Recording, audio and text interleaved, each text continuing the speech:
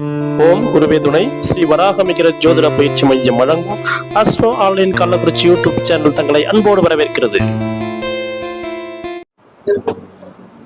சுவர்ணம் வைணதயம் ச நாகாரிம் நாகபூஷணம் விஷாந்தகம் சசாங்கம் ஆதித்யம் விஸ்வதோமுகம் கருத்மந்தம் கவதி தர்ஷிம் கஷிவநந்தனம் துவாதாச யாதானி நாமானி கரிஷ்ய மகாத்மனே யா படைப்பிரேதருத்தாய சர்வத்திர விஜய்பவ விஷம் நகரமதிகம் சதி பன்னக சங்காரமேயா காரியேஷ காரியசித்திம் ச மாணவ வந்தனான் முக்திமாப்னோதி யாத்ரயான் சித்திமாப்னுயா காரியசித்திம் ச குருஷ்வாரி விபாகய நமஸ்துதே இது ஸ்ரீ கண்டத்வதாச நாமதோத்திரம் சம்பூர்ணம். ஸ்ரீராமஜெயம் ஸ்ரீராமஜெயம். மரியாதைக்குரிய நமது ஸ்ரீ வராகமிகிற ஜோதிட பயிற்சி மையத்தின் ஆசிரியரும் நிறுவனருமான திரு ஏழுமலை ஐயா அவர்களுக்கும் மற்றும் இன்று தலைமை பொறுப்பேற்று இந்த கருத்தரங்கத்தை நடத்தி கொண்டிருக்கின்ற நமது பூட்டை ரவி ஐயா அவர்களுக்கும் நமது இந்த மையத்தில் ஆசிரியராக பாடம் எடுத்துக் கொண்டிருக்கின்ற திரு வெள்ளையன் ஐயா அவர்களுக்கும் நமது விகடகவி ஜோதிடர் நமது சின்னசேலம் சீனிவாசன் ஐயா அவர்களுக்கும் மற்றும் கவிதையாலேயே களம் கண்டவர் உளுந்தூர்பேட்டை மணிவளன் ஐயா அவர்களுக்கும் மற்றும் எண்ணியில் எண்ணம் போல் வாழ்க்கை என்ற தலைப்பில் உரையாற்றிய நமது திருமகா ராஜராஜன் அவர்களுக்கும் மற்றும் இங்க மருத்துவ முறையில்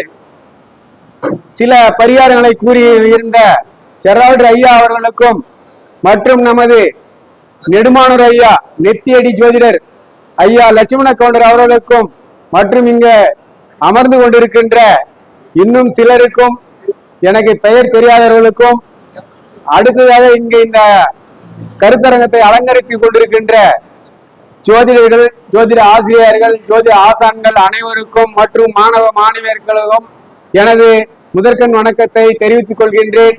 கவிவேந்தர் கவியரசன், விழுப்புரம் மைய கிளை ஆசிரியர். எனது பெயர் கவிவேந்தர் கவியரசன், கப்பியாமுளியூர். விழுப்புரம் மையத்தில் நமது வராகமிகிற பயிற்சி மைய ஜோதிடம் நடைபெறுகிறது. சேர்ந்து படிக்கிறவங்க படிக்கலாம். அதுல நல்ல நல்ல தனிப்பட்ட வகுப்புலாம் எடுக்கப்படுகிறது, கலந்து கொள்ளலாம் என்று கேட்டுக்கொண்டு இப்பொழுது எனது உரை என்னவென்றால், பரிகாரங்கள் 10,000 மட்டும் கிடையாதுங்க. நம்ம ஒவ்வொரு நாளும் பரிகாரம் பண்ணி தான் சாப்பிடுறோம், பரிகாரம் பண்ணிட்டு தான் இருக்கிறோம். இன்னைக்கு எப்படிலாம் நடந்தீங்களோ அதுதான் பரிகாரம். இந்த துணியை இன்னைக்கு இப்படிதான் கட்ட போறோன்றதும் பரிகாரம்.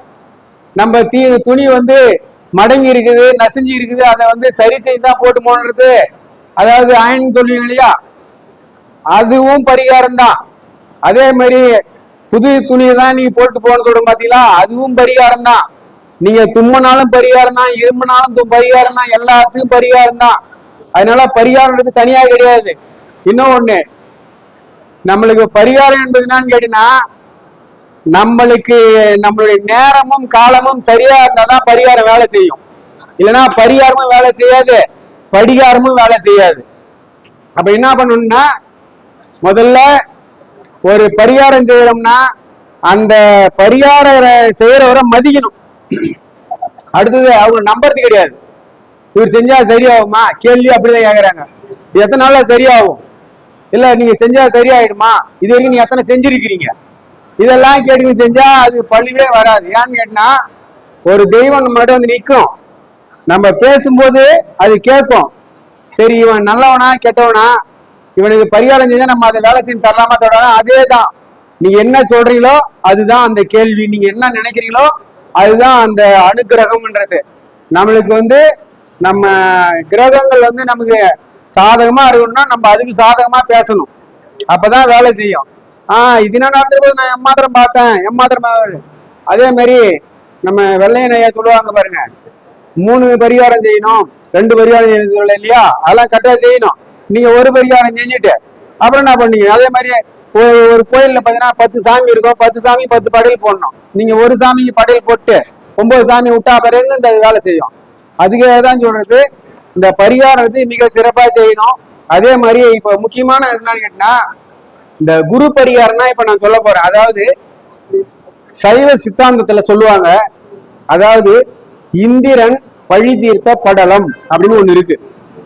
அது என்னன்னா, தேவலோக குருவா இருக்கிறவரு நம்ம தேவகுரு பிரகஸ்பதி, அசுர குருவா இருக்கிறவரு சுக்கிர பகவான்.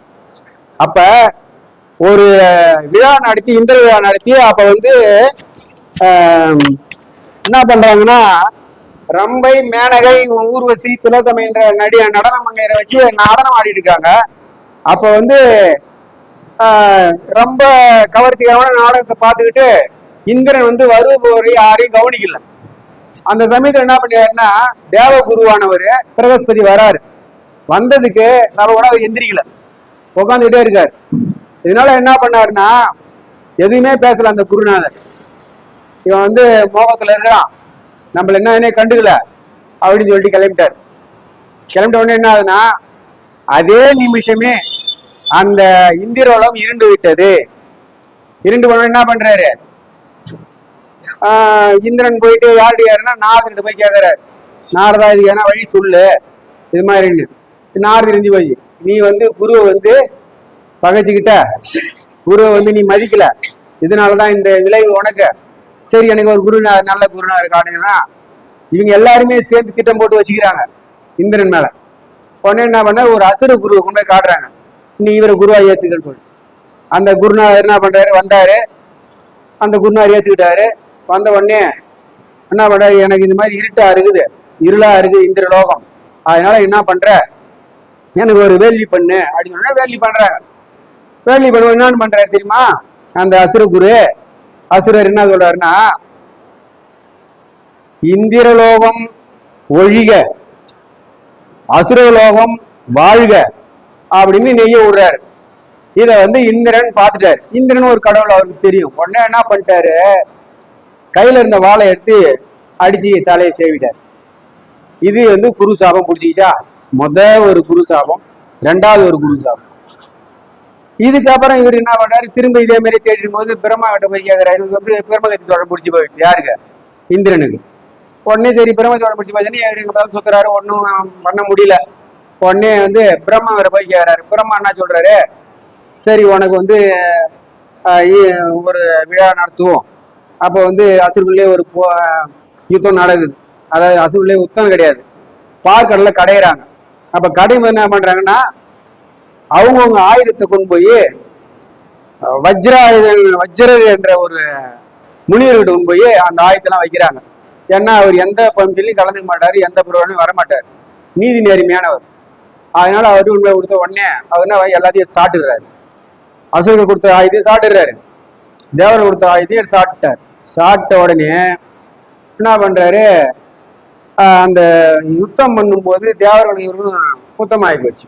அப்ப வந்து என்ன பண்ணாங்கன்னா, தேவர்களை ஒழிக்கணும்னா, இந்த சூரனை ஒழிக்கணும்னா நம்ம என்ன பண்ணணும்னு சொல்லிட்டு நம்ம வஜ்ராயுதம் வேணும். அப்ப என்ன பண்றாருனாக்கா, அந்த வஜ்ர முனிகிட்ட போயிட்டு உன்னுடைய முதுகெலும்பு எனக்கு வேணும் அப்படின்னு கேட்கிறாரு. அவரு குரு, இல்லைன்னு சொல்ல முடியாது. சரி எடுத்துக்கன்னு சொல்லிட்டு அவர் என்ன பண்றாரு, அந்த உயிர் மட்டும் போகாது, என் உடல் தான் போகும், நீ எடுத்துக்கன்னு சொல்லிட்டாரு. அதே மாதிரி அந்த இந்திரனுடைய வஜ்ராயுதம் கேட்டினாக்கா, இந்த முனிவருடைய முதுகெலும் தான் அந்த வஜ்ராயுதம். அதை எடுத்தாந்தாரு. அதே மாதிரி அந்த சூரனை அடிச்சாரு, அவனையும் ஜாபாதிச்சிட்டாரு. திரும்பவும் இதே தோஷம் தான் பிடிச்சிக்கிட்டு அலையிறாரு. அதுக்கப்புறம் எங்க போறாரு, மதுரைக்கு போய் மீனாட்சி அம்மன் கோயில் இருக்கு இல்லையா, பிரம்மா சொன்னதுதான் அது. அதுக்கப்புறம் போயிட்டு அங்க போயிட்டு அந்த கோயில்லாம் அவரு தான் செய்யறாரு. அதை அமைச்சு அந்த தாமரை குளம் இருக்கு பாருங்க, பொத்தாமரை குளம் சொல்லுவாங்க. அது அங்க போயிட்டு அதுல குளம் வெட்டி இது எல்லா கைங்கறியும் அங்க பண்ணிட்டு அவர் அங்கேயே ஐக்கியமாயிடுறாரு. யாரு, தேவேந்திரன். அதுக்கப்புறம் வந்து அந்த தேவலோகத்துல இருந்தவங்க எல்லாரும் கூப்பிட்டு, நீ ஒரு இந்திரன், நீ ஒரு ராஜா, நீ ஒரு தேவலோக தலைவன், நீ இங்கே இருக்கக்கூடாது, நீ போய் ராஜ்யம் மாதிரி சொல்றாங்க. அது என்னன்னு கேட்டினா, அந்த புற்றாமை குளத்துல போயிட்டு தண்ணியை தொட்டு அவர் குளிச்சு நீராடி அங்க அபிஷேகம் பண்ணி எல்லா வேலையும் செஞ்ச பிறகு அங்க பேர் சொக்கநாதர். யாரு, அந்த மீனாட்சியுடைய கணவரா வரவர் சொக்கநாதர். அதே மாதிரி மீனாட்சிக்கு மட்டும்தான் இந்த 3 ஜனனம் இருக்கும். மகாபாரதத்துல வந்து இடும்பாவதிக்கு 3 ஜனனம் இருக்கும். அதே மாதிரி நம்ம மீனாட்சி அம்மனுக்கு 3 ஜனனம் இருக்கும். அவங்க யாரை நினைக்கிறாங்களோ அவங்களுக்கு விருப்பமான உடனே அந்த ஜனனம் ஒன்று மறைஞ்சிடும். அப்ப அதுக்கப்புறம் அந்த அந்த குளத்துல போய் கையை வச்சு குளிச்சா யாரு குளிச்சாலும் யாரோட உங்களுக்கு இதை சொல்றீங்களே, எனக்கு கல்யாணம் ஆகல. இப்போ ஒருத்தர் கேட்டாரு, கல்யாணம் ஆகல, எனக்கு ரொம்ப தடையா இருக்குது. இது மிக மிக சிறப்பான பரிகாரங்க. கல்யாண தடை, சர்பதோஷம், அதுக்கப்புறம் இந்த பிரம்மகத்தி தோஷம், பாலகிருஷ்ண தோஷம், அதுக்கப்புறம் எனக்கு பண பிரச்சனை, கடன் பிரச்சனை, எனக்கு கணவன் சரியா இல்லை, கணவன் என்னை விட்டு பிரிஞ்சிட்டாரு, இல்லை கணவன் இறந்துட்டாரு, இல்லை எனக்கு மறுவாழ்வு கிடைக்கணும். இது எல்லாத்துக்கும் ஒரே பரிகாரம். மதுரை மீனாட்சி அம்மன் கோயிலில் போயிட்டு அந்த பொற்றாமரை குளத்துல யாரையும் விடதான் மாட்டாங்க, ஆனா விடுவாங்க. அங்க போயிட்டு நீங்க காசு கட்டினீங்கன்னா கண்டிப்பா விடுவாங்க. அந்த தண்ணியில நீங்க குளிச்சாலும் பரவாயில்ல, இன்னும் உங்க கையால தொட்டு தெளிச்சு விடுவாங்க, உங்க தோஷம் போயிடும். ஏன்னா இந்திரனுக்கு தோஷம் விலகிய ஸ்தலம் அதுதான் மதுரை மீனாட்சி. அந்த பொற்றாமரை குளத்துல போய் நீங்க குளிச்சுட்டு சொக்கநாதரி மீனாட்சி தரிசனம் பண்ணிட்டு வந்தீங்கன்னா உங்களுடைய அனைத்து பீடைகளும் பிணிகளும் போயிடும். நம்மளால போக முடியாது, அங்க போய் நிக்க முடியாது, செய்ய முடியாது. ஏன்னா நான்லாம் வந்து 3 ஐட்டம் போய் வந்திருக்கேன். அவ்வளோ பெரிய கோயில், கரெக்டாக போய் பார்த்து தரிசனம் பண்ணி தான் வந்துடும். அந்த இடத்துல போய் வந்தாலே அவ்வளோ நல்லது, சிறப்பு. இது ஒரு பரிகாரம், நினைவில் வச்சுக்கோங்க. அடுத்தது இந்த பாம்பு பரிகாரம். பாம்பு அடிச்சிட்டேன் அப்படின்னு சொல்றீங்க இல்லையா, இந்த பாம்பு அடிக்கிறத விட்டுன்னு எந்த பாம்புமே அடிக்கூடாது தான். அது நல்ல பாம்பா இருக்கட்டும், சார பாம்பா இருக்கட்டும். நம்ம என்னன்னா எல்லாருமே அடிச்சிடுறாங்க பாம்பை. அது ஒரு ஜீவன் தான், நமக்கு எதனா அது தொந்தரவு பண்ணாதான் நம்ம கிட்ட வரும், இல்லைன்னா வராது. அதே மாதிரி அந்த பாம்பு அடிக்கலாம் விட்டுருங்க. இந்த பாம்பு அடிக்கினாலும் சரிதான், உடனே போயிட்டு அதுக்கான சேவைகள் இருக்கு. என்னன்னா நம்மளுக்கு எப்படி சடங்கு செய்யறோமோ அதே மாதிரி அந்த பாம்புல நீங்க அடிச்சுன்னா புதைச்சி பாலை ஊத்திட்டு வந்து அதே மாதிரி அதுக்கு பூஜை பண்ணணும். அப்படி பண்ணீங்கன்னா இந்த பாம்பு தோஷம் உங்களை தொடாது. அடுத்தது கறிக்கடையில் போய் கறி கேட்கறது, மீனுகளில் போய் மீன் கேட்கறது. இது சாப்பிடுங்க, நான் வேண்டான்னு சொல்லலை, ஆனா எனக்கு இந்த மீனை கொடுங்கன்னு கேட்கக்கூடாது. உயிர் மீனா வாங்குறீங்க இல்லையா, எனக்கு இந்த மீனை போடுங்க, இந்த மீனை கொடுங்கன்னு கேட்கக்கூடாது உயிரா இருக்கும்போது. ஏன்னா அந்த மீன் காது கேட்கும், இவன் நம்மளை கொண்டு சாப்பிட வந்துக்கிறான்னு கேட்கும். அதுதான் நீங்க என்ன பண்ணினா கடல் மீன் சாப்பிடுங்க வாங்கி, இல்லைன்னா செத்து போன மீனை வாங்கி சாப்பிடுங்க இதை கொடுங்கன்னு சொல்லிட்டு. உயிராகிற மீனை கேட்டீங்கன்னா அதே மாதிரி உயிராகிற கோழி, உயிராகிற ஆடு, இந்த ஆட்டை அறுத்து போடு அப்படின்னு. உயிராகிற ஆடை இதுல வெட்டுன்னு சொல்லக்கூடாது, உயிராகிற மாடை இதுல வெட்டுன்னு சொல்லக்கூடாது, உயிராகிற மீனை இப்படி வெட்டுன்னு சொல்லக்கூடாது. ஏன்னா அது என்ன சொல்லுன்னா இவன் நம்மளை கொல்ல வந்தாலும் இதான் சாபம். ஏன்னா அது பேசும், அதுக்கு வந்து நம்மளுக்கு மொழி தெரியாது, ஆனா அதுக்கு தெரியும். அதுதான் உயிராகிற மீனை வாங்கும்போது இது நல்லா இருக்குது அது நல்லா சொல்லக்கூடாது. ஒண்ணு நீங்களா எடுத்து போட்டுக்கலாம், ஆனா அது பேரை சொல்லி இதை எடுத்து போடுன்னு சொல்லக்கூடாது. அது தோஷம், முக்கியமான தோஷம் இதுதான் நமக்கு வர்றது. அதே மாதிரி இந்த காடை வெட்டுறது, குருவி வெட்டுறது, இதை போடு அதை போட்டு சொல்லும் போது இதெல்லாம் வந்து சாபம் விட்டுரும் நமக்கு. அதுதான் சாபம். அதுதான் இறந்தவனுக்கு எதுவும் தெரியாது, அது அந்த ஆவி பிராணமா போயிடும். அப்ப கடவை போட்டு பணம் தான். ஐயா இப்படி சொல்லி நினைச்சிடாதீங்க, நீங்க சாப்பிட்ற பொருள்லாம் பணமான்னு கேட்டுறாதீங்க. இருந்தாலும் இறந்த பொருள் அதுதான். அது சின்னதாக குருவியா இருந்தாலும் சரி, கோழியா இருந்தாலும் சரி, எறும்பா இருந்தாலும் சரி, துரும்பா இருந்தாலும் சரி, இறந்த பொருள் பிணம் தான். ஆனா உயிராகிற பொருளை இதை சொல்லி வாங்கினா அது நம்மளுக்கு சாப்பிச்சுட்டு தான் நம்ம வயிற்றுக்குள்ள போவோம்.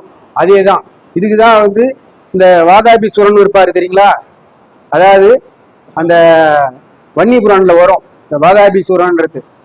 அந்த முனிவருடைய குடிச்சு அவங்க சாப்பிடுவாங்க, அண்ணன் தம்பி 2 பேரும் பௌத்த கிருஷ்ணன் வருவாங்க தெரியுங்களா.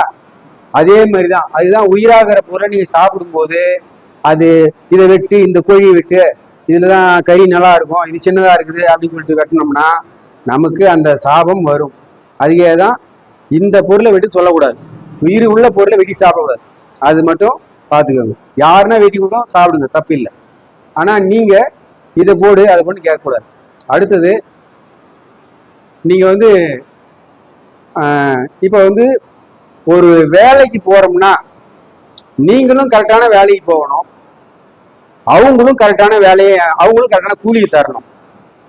இது ஏன் சாபம் வருதுன்னு கேட்டீங்கன்னா, நீங்க வேலைக்கு போய் உழைக்கிறதா நீங்க சொல்லுவீங்க, அவங்க என்ன தெரியும் சொல்லுவாங்க, நம்ம வேலை கொடுத்தோம் நமக்கு வந்து இந்த நேரத்துக்கு வராம பாத்தியா, இது சாபம். அதே நீ கரெக்டா வேலைக்கு போயிட்டு நீ கரெக்டா வேலையை செஞ்சுட்டு அவர் வேலை என்ன காசு தராம அவர் வேலையெல்லாம் பார்த்து சுத்திட்டு வருவார். நீ 6 மணிக்கு வேலையை முடிச்சு உட்காந்துருப்ப, அவர் 8 மணிக்கு வருவார். அப்ப என்ன பண்ணுவான் தெரியுமா, வேலை செஞ்சவன் வீடு ஓட்டினா இன்னும் காசு தரல, நான் உட்காந்துங்கிறேன், இவன் எங்க போறானோ அப்படின்னு சொன்னான்னு வச்சுக்க, அப்படியே அந்த வீடு விளங்கும். கூலிக்காரனுக்கு வயிறு எரிஞ்சா சரியா வருமா?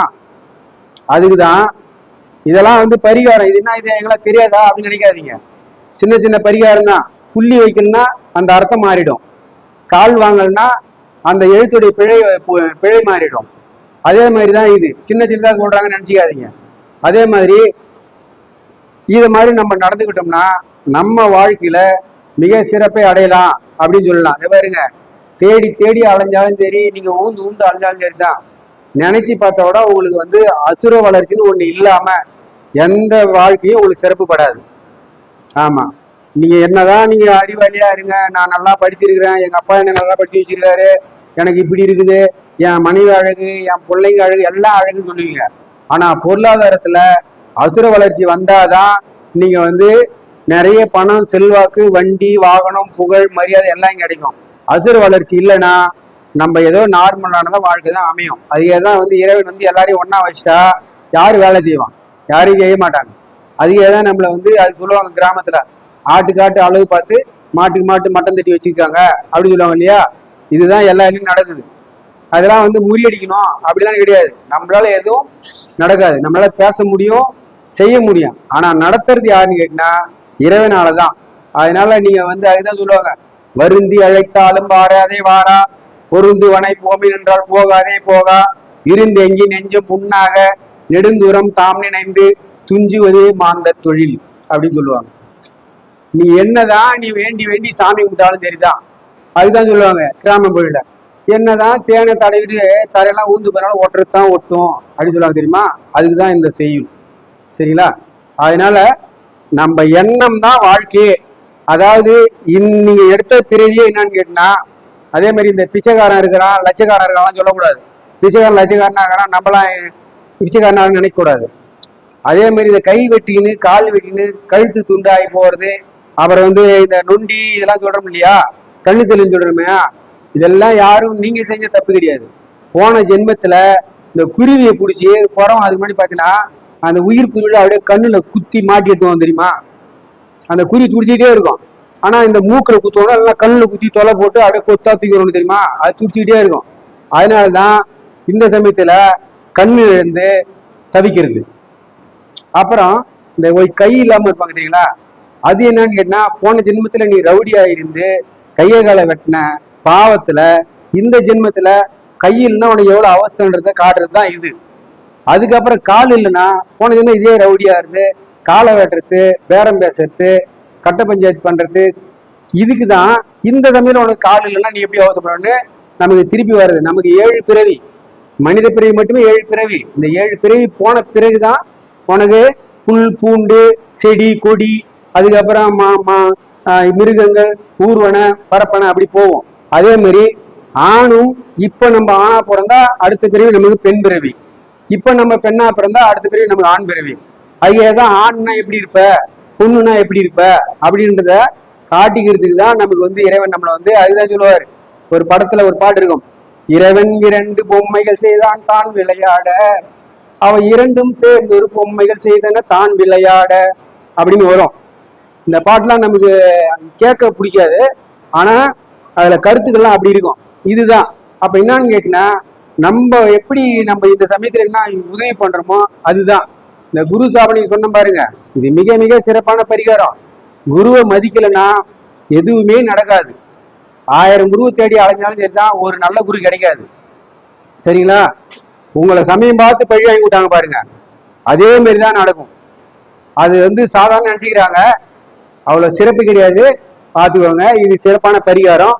அதன் பிறகு இப்போ வந்து உங்களுக்கு பணம் வரல அப்படின்னு சொல்லிக்கிறீங்கன்னா நிறைய பேர் சொல்லியிருக்காங்க. அதே மாதிரி கல்யாணம் ஆகலை, வீடு கலந்து சொன்னாங்க இல்லையா, வீடு அமையாதது என்ன பண்ணி தெரியுமா, பலாப்பழம் இருக்கு தெரியுமா, அந்த பலாப்பழத்தை வாங்கிக்கோங்க, மொனப்பக்கமா ஒரு திட்டமா ரவுண்ட் பண்ணி எடுத்துக்கோங்க. எடுத்து அதுல ஒன்று நல்லெண்ணெய் இல்லைன்னா தேங்காய் எண்ணெய் நல்லா திரிய போட்டு, ஒன்று ஏரி இல்லை குளம் இல்லைன்னா வந்து கடல், அதுல ஓரமா வச்சு ஏத்திட்டு வரணும். அது எவ்வளவு பெரிய பழம் வேணும் உங்களுக்கு விருப்பம், அதை ஏத்திட்டு வந்தீங்கன்னா உங்களுக்கு இந்த வீடு அமையல, எனக்கு வீடு கட்டல, வீடு மண் வாங்கல, வீடு அமையலன்றவங்க கண்டிப்பா அது ஒரு குறிப்பிட்ட நாள் நீங்க உங்களுக்கு எப்போ உங்களுக்கு தோணுதோ நல்லா முழு மனதோட செஞ்சுட்டு வந்தீங்கன்னா அந்த பழத்தை யாருன்னா சாப்பிட்டாலும் நல்லது எடுத்து போய் உன் பிரச்சனை தீர்ந்துடும். இல்ல அப்படியே அது கெட்டு போனாலும் பரவாயில்ல, அப்படியே இருக்கட்டும். இந்த பரிகாரம் செஞ்சுக்கோங்க. அப்புறம் இந்த கல்யாணம் ஆகலன்னு ஒருத்தர் கேட்டாரு. கல்யாணம் ஆகாதவங்களுக்கு மாதுளம்பழத்துல விலகு போடணும். எப்படி? மாதுளம்பழத்துல நீதான் கட்டிங்களா? மாதுளம்பழத்துலையா? மாதுளம்பழத்தை வாங்குங்க, அந்த அப்படியே ரவுண்டா எடுங்க, அது உருட்டின்னு போவோம். ஒரு புது அகில் வாங்குங்க, ஒரு புதிய அகில் வாங்குறீங்க, அந்த அகில் வச்சுன்னா உருட்டின்னு போவாது. சரிங்களா?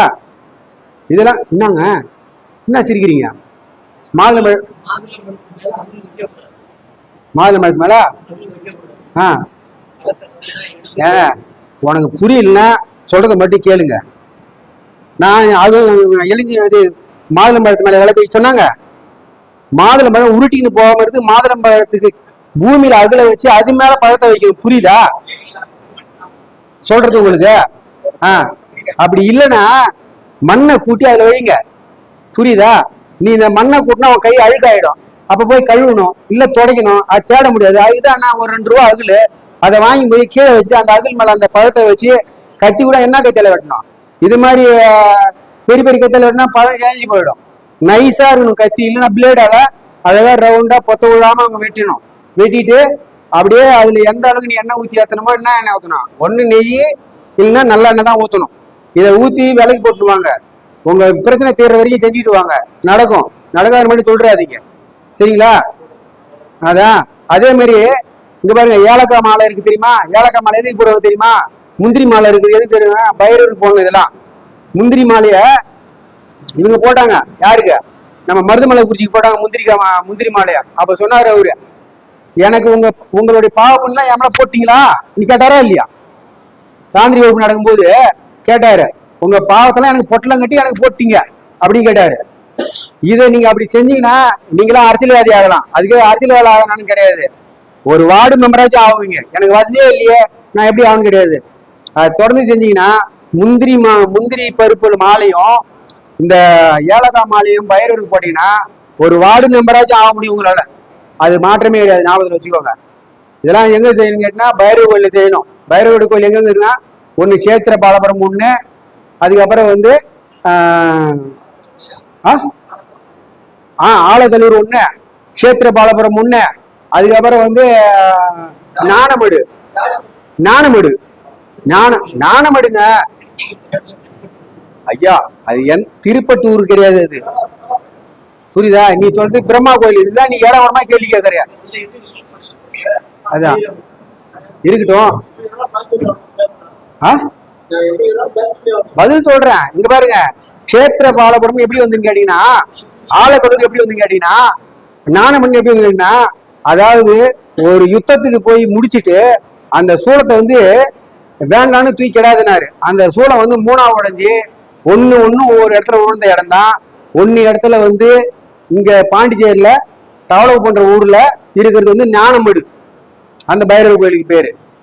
அதுக்கப்புறம் வந்து சேலத்துக்கும் அதுக்கு நடுவில் இருக்கிற கோயிலுக்கு பேரு ஆலகலூர். அதுக்கப்புறம் கும்பகோணம் பக்கம் இருக்குது, அது 3 ஒரே நேர்கோட்டில் வரும். அது பேர் வந்து சேத்திர பாலபுரம். சரிங்களா? 3 பைரவ கோயிலுக்கு சிறப்பு பெற்றதுன்னு கேட்டா கஷேத்திர பாலபுரம். இந்த 3 தான். புரியுதுங்களா? அதுக்கப்புறம் நீங்க கால பைரவர், பைரவர்ல 68 பைரவர் இருக்காங்க. அதே மாதிரி விநாயகர்ல 68 விநாயகர் இருக்காங்க. அந்த விநாயகர் நீங்க பார்க்கணும் எங்கன்னா மதுரையில தான் பார்க்க முடியும். அத்தனை விநாயகர் 40 விநாயகர் அங்க இருக்குது. சரிங்களா? மதுரையில மீதி 20 விநாயகர் 24 விநாயகர் எங்க இருக்கான்னு அது எனக்கு தெரியல, பாத்துக்கோங்க. அதே மாதிரி எல்லா இடத்தையும் நீ சொல்றீங்களா, அகால பைரவர் கால பைரவர் சொல்றது திருவண்ணாமலை கூட அது பெருசா வச்சிருப்பாங்க. கால பைரவர் அதெல்லாம் கிடையாது. மெயினான பைரவர் இதுதான், இந்த 3. அதுக்கப்புறம் இந்த அஷ்ட பைரவர்னு சொல்லக்கூடியது 8 பைரவர் சொல்லுவாங்க. அது எங்க இருக்குன்னாக்கா சீர்காழில இருக்கு. அது ஒவ்வொரு தேய்பிரை அஷ்டமி வளர்பிரை அஷ்டமிக்கு அங்க பூஜை நடக்கும். அவ்வளவு சிறப்பா இருக்கும். போய் பாருங்க. இது பைரவரை ஏன் கும்பிட்டு கேட்டினா, இந்த யம பயம் வச்சுக்கிறவங்க கும்பிடலாம், சனி பயம் வச்சுக்கிறவங்க கும்பிடலாம். சனிக்கு குருநாதர் பைரவர் தான், சனிக்கு குருநாதர். சரிங்களா? ஆமா, உங்களுக்கு சனி தாக்கம் உள்ளவங்களாம் போயிட்டு உங்க ஊர்ல ஒரு பைரவரை கும்பிடுங்க, சனியோட பிரச்சனை முடிஞ்சிடும். அதே மாதிரி சனிக்கு குருநாதர் யாருன்னா பைரவர், அதே மாதிரி கருப்புசாமி குருநாதர் யாருன்னா சனி பகவான் தான். அப்ப என்ன பண்ணும், கருப்புசாமி கும்பிடுங்க, சரியா போயிடும், இந்த தொந்தரவே இருக்காது. அதே மாதிரி நீங்க காசு எவ்வளவு செலவு பண்ணீங்களோ அவ்வளவு பணம் வரும். நீங்க காசை வச்சு அப்படியே இப்படி பாத்துட்டே இருந்தா கட்டு அப்படியே தான் இருக்கும். செலவு பண்ணா பணம் வரும், செலவு பண்ணா பணம் வராது. இது முதல்ல எல்லாரும் ஃபாலோ பண்ணிக்கோங்க. போவது யாருன்னா ஒரு டீ சாப்பிட்டா அவன் கொடுக்கட்டுமே, நம்ம என்ன கொடுப்பேன் அப்படின்னு நினைக்கக்கூடாது. நீங்க செலவு பண்ணுங்க, பணம் வந்துகிட்டே இருக்கும். சரி, அடுத்தது இந்த திருமணம் ஆகலன்னு சொல்றீங்க இல்லையா, அதுக்கு என்ன பண்ணீங்கன்னா 48 நாள் உங்க வீட்டிலேயே ஏத்துங்க விளக்கு. என்னன்னு ஏத்தணும், ஒண்ணு முருகனையும் வள்ளி தெய்வானையும் நினைச்சு ஏத்துங்க, கல்யாண கிரகங்கள் இது. அப்படி இல்லைன்னா சிவனையும் பார்வதியும் நினைச்சு விளக்கு ஏற்றுங்க. ஆனா போடுறது 3 விளக்கு போடணும், துணை விளக்கு இல்லாம போடக்கூடாது. எப்பவுமே ஒரு விளக்கு ஏற்றக்கூடாது, 2 விளக்கு ஏற்றணும், இல்லைன்னா 3 விளக்கு ஏற்றணும். வீடாலும் சரி கோயில இருந்தாலும் சரி.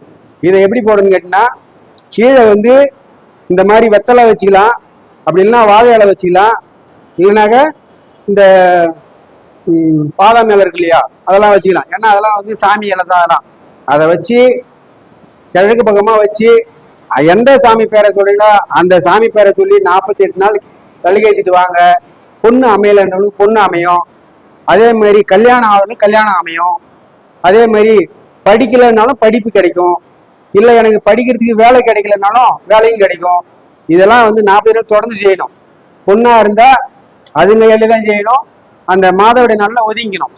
சரிங்களா, அது ஒன்றும் குத்தம் கிடையாது. ஆணா இருந்தா 40 நாள் ரெகுலரா செய்யணும். அதே எந்த நேரத்துக்கு ஆரம்பிக்கணும் அந்த நேரத்துல தான் ஆரம்பிக்கணும். ஏன்னு கேட்டினா ஒரு தெய்வங்கள் வந்து அந்தந்த நேரத்துக்கு தான் வரும். அது 3 நாள் கழிச்சு தான் அவங்களுடைய தீபத்தை அது பார்க்கும். முதல் அன்னைக்கு எதுவும் ஒரு சிம்டம் தெரியாது, 2வது நாள் ஏதோ பண்றாங்கன்னு மட்டும் பார்க்கும். 3வது நாள்ல தான் இவன் நம்மளதான் கூப்பிடுறான்னு சொல்லிட்டு அந்த தேவதை அந்த டைமுக்கு உங்களுக்கு உட்காந்துருக்கும், டைம் எடுத்து. இது வந்து அதுதான் சொல்லுவாங்க, காலம் பொன் போன்றது, கடமை கண் போன்றது சொல்லுவாங்க இல்லையா. இது எல்லாத்துக்கும் அதே மாதிரி கடமை கண்ணியம் கட்டுப்பாடு சொல்லுவாங்க இல்லையா. இந்த 48 நாளும் கட்டுப்பாடா இருக்கணும். யாருக்கும் ஏமாத்தக்கூடாது, யாரையும் வந்து துரோகம் பண்ணக்கூடாது, எந்த ஒரு தீய செயலையும் செய்யக்கூடாது. இந்த 48 நாள் செஞ்சுட்டு அப்படியே விடுங்க. 3 மாசத்துல நீங்க தாலி கட்டு போகலாம் கேடுங்க. அதான் ஐயா, போதுமா இன்னும் வேணுமா? நீ சொல்லக்கூடாது, தெரிஞ்சா? இதுதான் பண்றீங்க. நாங்க சொல்லணுமா நீங்க சொல்லணுமா? சரி, நீங்க ஒரு பரிகாரம் சொல்லுங்க பாப்போம். அப்படின்னா பேசக்கூடாது.